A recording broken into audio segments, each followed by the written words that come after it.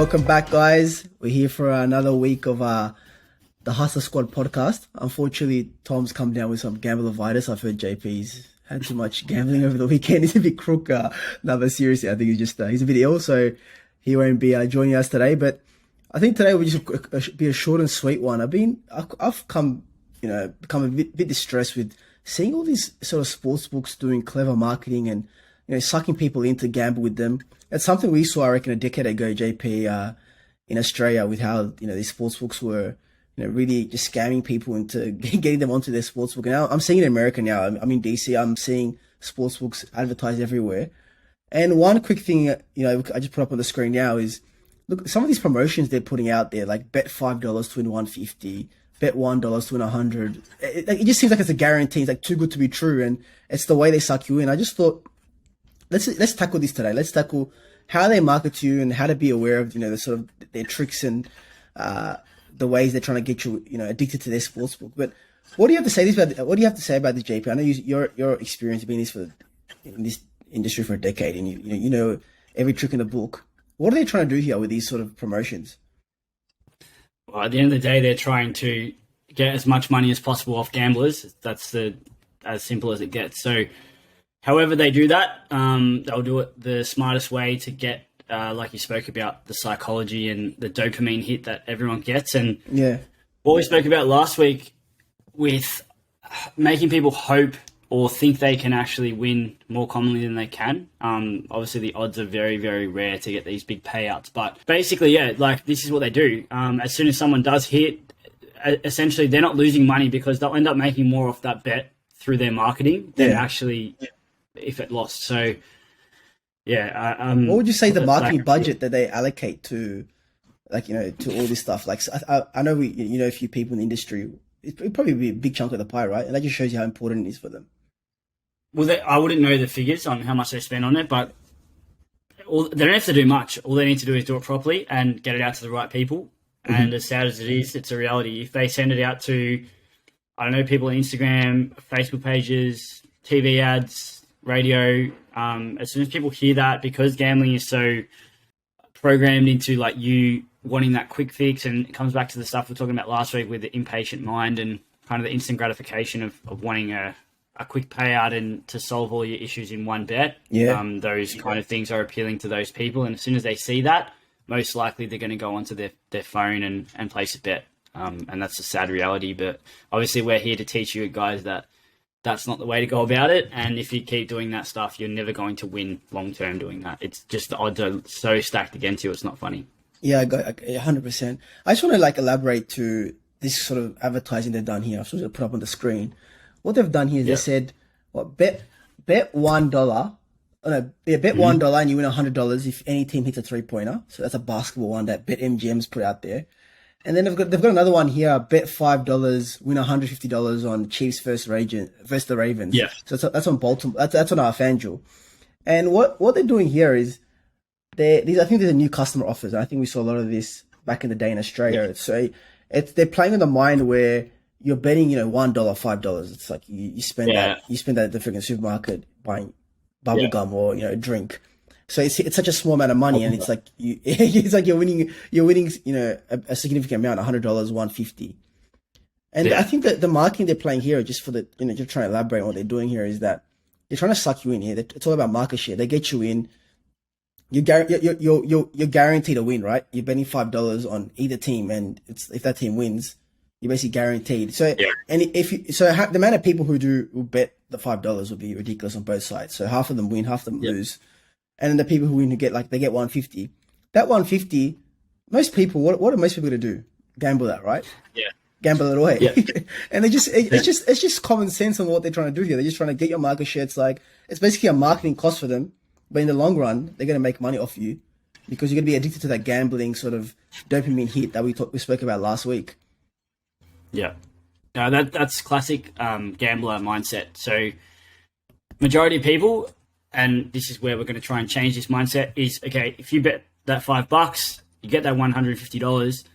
The mindset now is I don't have $150. I have $5, and I started with $5. Therefore, that extra $145 is just a free hit at whatever. So these guys won't take that $150 and withdraw it.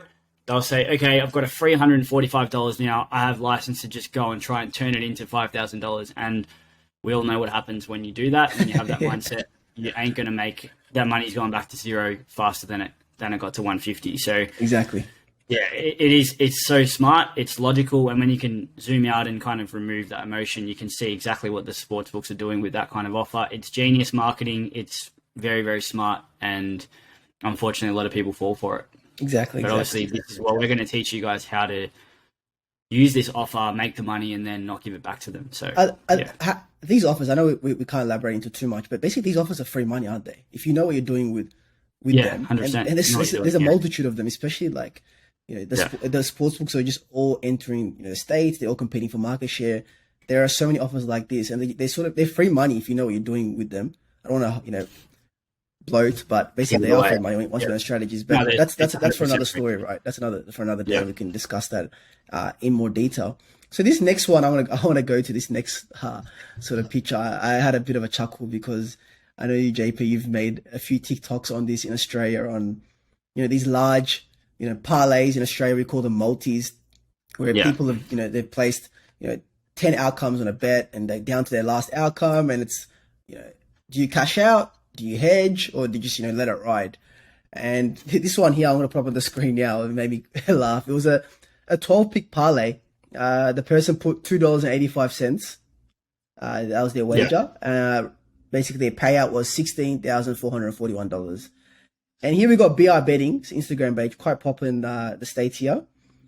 They've basically put the bet up. They've tagged DraftKings. That's obviously the sportsbook that's they're affiliated with here. We'll talk about that later on after this. And they basically said, what would you do? One game away from making $16,000. Would you cash it out or let it ride? And what I want to talk about here is it's sort of the gambler's fallacy right here. Like that's what they're doing here. They're basically showing people that you have the chance to make $16K off like a $2.85. So it's like, oh, $2.85 is nothing. If I lose that, I lose that. That's my downside. If I win, I win $16K. It's like it's a miracle. Thank God. But they don't think about, I could cash this out of hedge, right? And I know you've done a lot of videos on this in Australia. What is first, I think two questions here. Firstly, what are the sports books trying to do here through their marketing? Second is, what's the emotion that's happening in that person who's placed their bet, and how do you sort of change, the way you think when you're facing these kind of situations? It's a great question.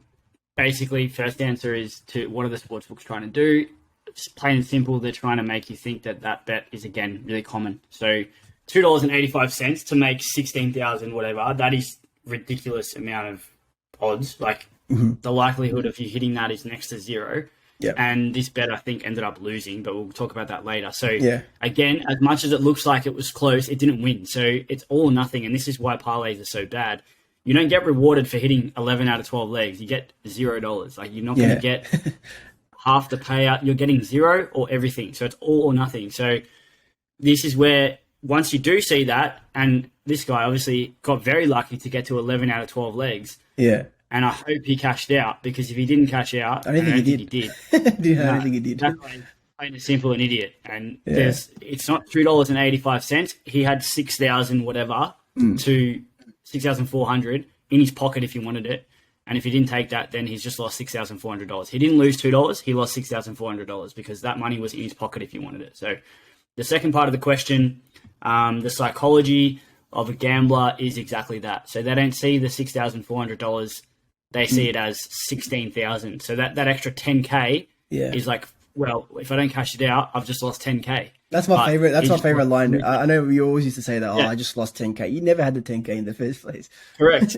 We had 6, and you just lost 6 if you didn't cash it out. So you never lost 10. You lost 6, and now you have nothing. So you'd always take the 6 in that scenario. However, there's obviously ways where you could probably make more than 6. I was going to say that. If you go on hedge, because the bookie or the sportsbook will always give you less odds, and I don't know the exact, what is it, minus 110 at the time of betting. That could have changed by the time the actual last leg came about. Yeah. But if you went and hedged that on another agency, and we talk about that through obviously our Platinum Squad course, how you could turn that into maybe like $7,000, because obviously the sports books will give you that lower price because they have the advantage. Yeah. You need the capital and the bankroll to be able to hedge that, and sometimes it's more feasible to just take the cash out. But if you have that capital or the bankroll there, you could easily make probably like 7K off that bet instead of 6.4K, as the cash out says. But Exactly. yeah, unfortunately, the gambler mindset will prevent you from doing that. And I think once you learn, I think the only way to change your mindset from that is learning a lesson like this. So this guy obviously would have, maybe he did hedge, who knows? I've copped that lesson many times before. I mean, so many times when you've told me what hedge, KIRO, even hedge, and I haven't done it back in the day.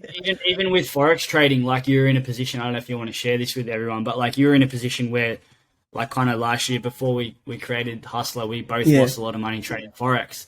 And you were in a position once where you had a huge amount of profit that you could have taken off the table. 10K profit, man. Now, I remember you telling me hedge it or just take it. Like, man, take it because it can swing the other way. And you're like, no, it's going to keep going. And you're just in this belief mindset of like kind of greedy, all or nothing.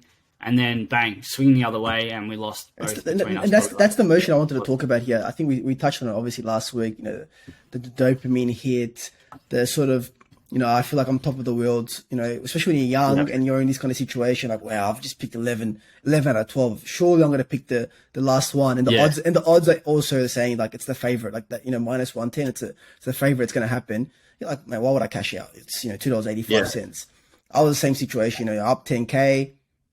I think I know everything, going, you know, feel on top of the world, and then bang, all of a sudden you've lost everything. And you never stop to think in a logical manner and say, okay, oh crap, I actually can make, you know, $7,000 here, or like $6,000. Yeah. And I think also you talk about hedging, and I don't want to go into too much because, you know, it's something we cover more in Platinum, but there are ways to make more money from this outcome than what the cash out are giving to you if you know what you're doing. Yeah. It's always going to be more, unless the odds change. In this case, maybe I saw someone wrote like the weather's bad in Buffalo or whatever. Yeah, it was like snowing apparently. Potentially those odds, because it does look like they're slightly less than like 6,400's, like way less than half of 16,000. Exactly. So most likely those odds did blow out. But yeah, normally you'll get a better price if you do hedge. Yeah. But yeah, going back to what I was saying before, I didn't say one thing. Once you have that kind of conservative mindset and you remove that greed mindset. Yeah. So most people who do this, they'll look at it as $16,000 right there. They'll say, if I cash it out, I'm not going to win that $16,000. Exactly.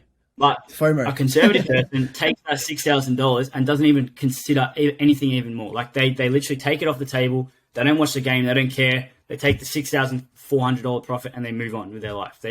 That's how a smart investor would do it. And yes, you could have that FOMO of, oh crap, I could have made $10,000 more. Yeah. But at least you know you have that $6,000 in your pocket, and that's it. You've beat the sports book and you move on. And obviously we don't even smart move, yeah.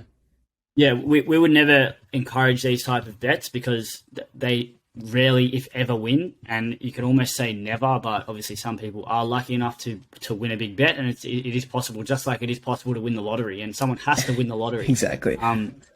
But in this case, like, it's so stacked against you. And we only see these big payouts posted because of what they do for marketing. Exactly. That was what I wanted to talk about next is, you know, like a shark attack. You know, it's something that we see a lot in Australia on the news. They say, a shark, you know, bit somebody off the coast of Perth, or, you know, off the coast of, you know, Brisbane, and somebody died, and you're like, wow, like that's crazy. Like, and you get it breeds fear into you, because then you're like, oh, I don't want to go to the beach. I might get bitten by a shark. But actually, probability really of that happening is what 1 in, I don't know, 10 million. I have no idea. Yeah, very low. Yeah, but you don't, you know, the news. You don't remember somebody saying on the news, oh, there were no shark attacks today. Like, that doesn't sell, right? Correct. It doesn't do nothing. And I think what the sportsbooks are trying to do here is, what we're trying to show you is, they put this bet up. You think, wow, this person put, you know, $2.85, $3. He's going to win 16K. He didn't win it, or she. I don't basically choose a gender here, but anyways, they put such a small amount of money for such a large, you know, outlay, and the normal person scrolling through Instagram is like, wow, that's like, you know, $3, you know, $5. I should do a pilot on the weekend. I might win 10K or like 5K. But in reality, we spoke about this last week. The probabilities of you actually winning are like, I don't know, 1 in 10,000, 1 in 20,000. And the human brain, as we said last week, can't compute that or fathom what does 1 in 20,000 look like. We talked about the egg scenario last week, where it's like you have 20,000 eggs, you need to pick one egg, and one of those eggs has a diamond ring. The chance of you doing that, as you know, is ridiculous. I can't even imagine what 20,000 eggs look like in front of me. So it comes back to the same thing, and that's the marketing they play on you to make you think that your chance of winning are much higher than they actually are. Yeah. And then I think also what I want to extend here is so the affiliation part. I know you know a lot about this, but if you look closely at this picture, they've tagged DraftKings here, so you can tell that brbetting is sort of, I don't know if they have a deal. I have no idea. Yeah. But there's something on it. They're tagging. We can probably assume they do. You can assume, we don't yeah. want to say we that. don't say that, but they're obviously targeting. They're obviously working together with DraftKings, so maybe DraftKings paying them. You know, everyone knows how affiliation works, right? What? Well, hang on. Do they know? Like, I reckon we should explain. So, like, affiliative deals are very common in this industry, and Yeah. the reason why I guess they do them is because they'll use celebrities, they'll use well-known like people in the world, because those people are respected and they're kind of leveraging their trust, their respect. So, like, they might get an actor, or like I've seen. Especially their social net worth, people, right? Their social value. People trust and respect. like, yeah, Shaquille O'Neal, I think, was doing it for PointsBet. Yeah, he's done a few. So those guys are well-respected people, and if they're telling you to do a parlay, then you're going to do a parlay because you've watched him play for 10 years, play basketball, and idolized him. And then if he's betting, then it suddenly like makes it normal. And this is genius by the sports books. And then when you've got and he'll be getting paid for that as well, because he's an affiliate. And these guys, unfortunately, make money off other people's demise, basically. Encouraging gambling, basically. And it's very easy, yeah. Like that affiliate, unfortunately, doesn't want you to win, because if you win, they don't get paid. And sometimes there's deals where, I'm not saying this is happening with certain people, but there are 100% deals where it's either a rev share model. So, like, for example, they'll get a share of losses. So if 100 customers sign up, those 100 customers, they might get 20% of their losses for the month. This is just an example of what happens in Australia. And we've negotiated and spoken to sportsbooks in Australia to understand that these deals are 100% happening. Yeah. And they also might get a sign-up fee. So they might get $50 per sign-up, and then maybe like 20% of the losses. So that person, unfortunately, doesn't want the gambler to win, because they don't get paid if they do. Yeah, I should show you an example that I saw on Instagram. So I'll put up on the screen now. Same page, brbetting. Sorry for targeting them, but they've put up this a week ago. So it's a picture of Drake, blowing champagne. Thanksgiving miracle. He turned $1,000 bet into $266,000 on a same game parlay. I'm not sure who would place a $1,000 bet in the first place. That's a lot. And they've tagged FanDuel Sportsbook, right? You look at that, you're like, okay, they're using Drake, as you said. They're using somebody's famous celebrity, playing on that sort of social net worth, recognizable, respectful person. Selling the dream $1,000 into $266,000, Thanksgiving holiday miracle, all the emotions are all at play, right? And then they've tagged FanDuel. So there's something going on there with FanDuel, right? And then in your head, you're like, people don't actually notice the FanDuel. They just see the picture. As humans, we're visual people. So we're just scrolling through, see the picture, like or don't like, keep going. We don't actually read, what they're doing, or the comments, or the caption. You don't pay attention to the details. But I just like to say to our audience, I think the more you're aware, the more you start paying attention to the details, and you see how, as JP said, that there's some of these pages or groups or celebrities actually working as affiliates for these sports books, and what they're trying to sell to you may seem like it's the dream, but actually isn't, right? And at the end of the day, they're all just playing for your market share, especially really early on right now in the States, where sports betting is just becoming legal and it's expanding quickly. They're still competing for market share with all these crazy offers and whatnot. They're going to try every trick in the book when it comes to marketing, when it comes to psychology, to get you to become one of their VIP customers, one of their main customers. And what we talk about in Hussla is through our platinum is in our community is that yes, you want to be a VIP customer of these sports books for sure, because that means you're gonna get a lot of these offers.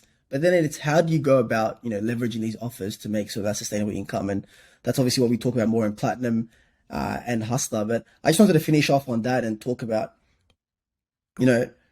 how becoming VIP and becoming a regular customer for these bookmakers is not bad when you know what you're doing, right?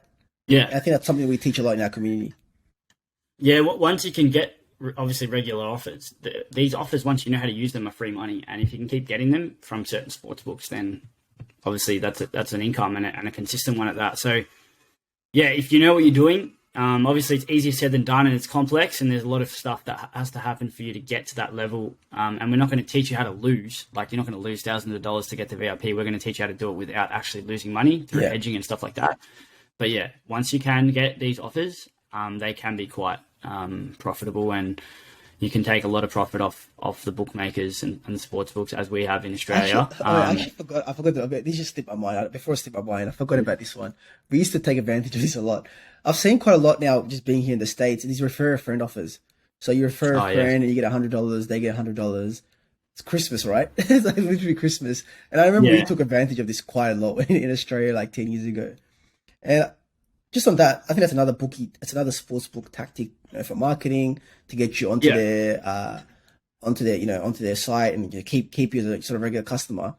Also, those offers are legit. Those offers are the ones that we want to take advantage of. That's Christmas for us. And referring in that money. Just another thing. Don't be tricked into thinking that's free money and just go spend it and gamble it. There are also ways we teach in Platinum, in the Discord community, on how we can leverage those offers, consistently on a weekly basis. Yeah. No, for sure. Those ones can be good. I'm not going to go into why they're not good sometimes, but we can talk about that through our defense course in the Platinum Squad. And obviously, you know what I'm talking about in regards to getting linked to different people doing the same pattern, doing it the wrong way. But yes, in short, they are free money. It's just, obviously, there's a limit because you can get linked, of course, and then you can get banned, obviously. I just want to mention there's a couple of comments on that last post. I think it's in relation to the Drake one. Yeah. So brbetting's written, one of the most impressive same game parlays you'll ever see. Pay that better. And then Bleacher Report's gone, oh my God. So I assume they're probably involved with this as well. But then someone's written, this person just broke even betting like this. And that has got 441 likes, as you can see. And that is spot on. If this guy has hit $1,000 same game parlay, if he's spending $1,000 on a same game parlay, I could guarantee you that he's lost hundreds of them before this one. And obviously the sportsbook doesn't show you all those losses. And if you go into that guy's account, he probably is ahead after that big win, if it was a real bet. Yeah, facts. But if he keeps going, betting like that, we all know what happens. Same game parlays are the odds are fully against you because of a number of reasons. So obviously the sportsbook has to have the advantage. So the odds that you're getting, so that guy hitting a 266K parlay, the odds of that bet probably should have been higher than they were. So they probably could have been like 350 to 1 or 350K payout. Yeah. But they've only paid 266 because that's the odds that they gave him. But if you worked out the true odds of that bet, which you could do with a proper algorithm, it should be way higher. And they've essentially ripped off that guy. And even though he's won, they've given him probably like 25% less than they should have. And in the long run, that edge is enough for them to basically say that they cannot lose long term. Yeah. And if he keeps doing that, and keeps betting like that forever, he's 100% going to lose. It's literally impossible for him to win if he keeps betting like that because of that edge. Yeah. And that guy's spot on by saying he just broke even betting like this, because breaking even would be best case for him in the long run. But this is not what people see. They just see that big payout and they just see, oh yeah, cool, I'm going to go do one now like that because this guy's just made we're visual people at the end of the day. That's the sort of, it's genius marketing. Long story short. If you start seeing it start seeing it like you said before, once you start seeing through it and thinking logically, you'll see straight up what they're trying to do, and it's so genius. But it works, and we want to try and help everyone to understand why you shouldn't be doing this type of betting, because you literally won't win long term. Yeah, I think you sort of slightly touched on a really cool concept there, which we're going to talk about today, but I think it's something we can talk about next week. It's what are the true odds, of that bet you're doing, sort of the plus EV, the expected value. And I think it's quite interesting topic that most people don't sort of think about or take a step back and walk through and learning, because it's important when if you're going to do betting. We don't advocate for it, but it's also why what we do at Hussla is so effective. It's we have that upside and that edge. But that's something I think we'll talk about next week. But I think we'll wrap it up. I think it's enough for today. I hope you guys have got a good understanding and grasped the concepts and the tricks that sportsbooks use when marketing to us or to retail. They're playing on human psychology. We hope we showed you some of the tricks they've done. Feel free to share some of the things you guys have noticed in the comments below. Send them through. Yeah. Ask questions. Yeah, for sure. Ask questions. We're keen to even make some more videos, part 2, part 3 on this, because I think it's quite an interesting topic, and we can talk for days. I'm sure Tom, who hasn't joined us today, had a few comments on this and some insights. But as always, pleasure, JP. To everyone listening and watching, feel free to leave any comments, questions, give us a like, yes, follow, subscribe. Screenshots and reach out on Instagram. Of your license or whatever. All the links are down below in the box. But nice talking. Till next week. I think Hussla out. See you later, man. Good to see you, and see you next week. See ya.